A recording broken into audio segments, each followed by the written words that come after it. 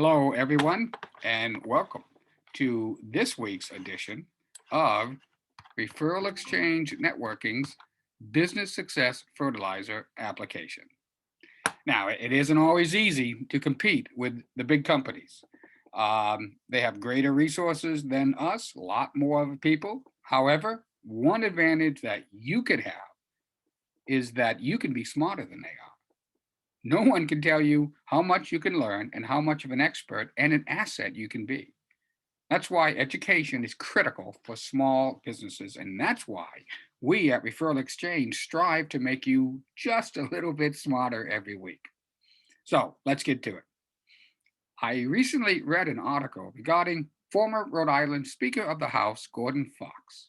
Mr. Fox, who went to prison in 2015 for bribery, wire fraud, and filing false tax returns, is now on a speaking tour where he will talk to other state legislators regarding what he refers to as his ethical lapses that brought about his downfall and subsequent incarceration.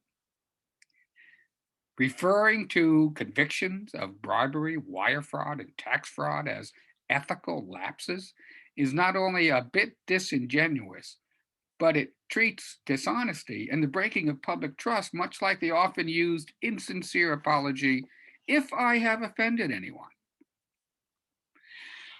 There are many who say putting the words honest and politician in the same sentence is an oxymoron. Unfortunately, there are also people who would say the same thing about businesses. Business fraud, from giants like Enron to the local accountant, tend to paint many businesses with the same brush. Often, big businesses settle out of court, never admit wrongdoing, and after some highly publicized public relations initiatives, go their merry way. They have the deep pockets and the image polishers that protect them from long term pain. However, small businesses, entrepreneurs, and solopreneurs have no such protections. For us, business ethics are critical to our survival. Just as no one can control how much you learn, no one but you can determine whether or not you're an ethically run business. Being an ethical business is a sacred trust, and it starts at the very beginning. Do you believe in what you're doing? Are you committed to providing the very best product or service to your customers? Would you buy what you're selling? Do you believe what you're doing is important? If you can't answer these questions in the affirmative, you may want to rethink what you're doing. We've talked often about fair pricing. Small businesses often have a hard time competing on price, but we like to say that we make up for it in service and quality. But if that isn't true, you won't be in business very long. Speaking of pricing, are we charging everyone the same?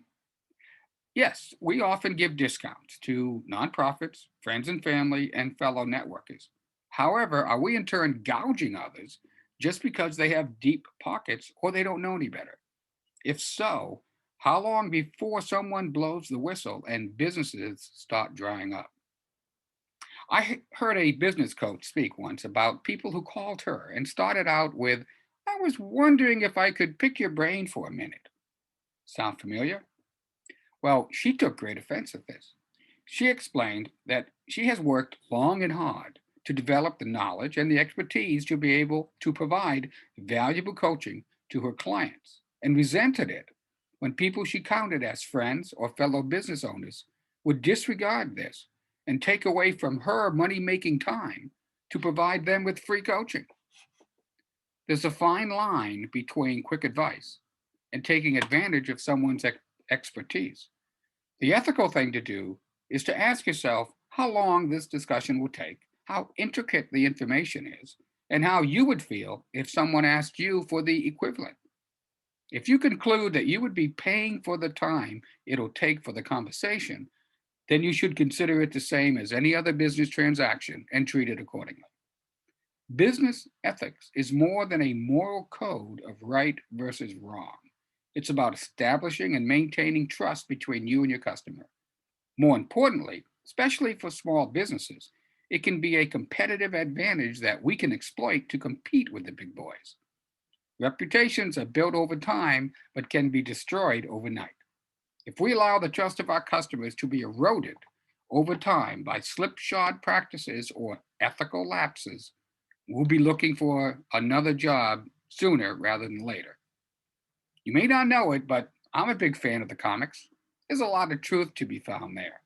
Tom Wilson, creator of Ziggy, wrote, "Honesty is the best image." I think we can take that to the bank, don't you? Well, that's it for this week. I hope you got something out of it.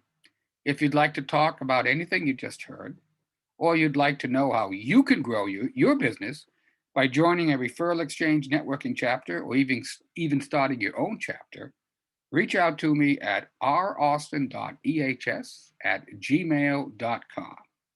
And take a moment to subscribe to our YouTube channel. Thanks a lot, and I'll see everybody next week. Stay safe.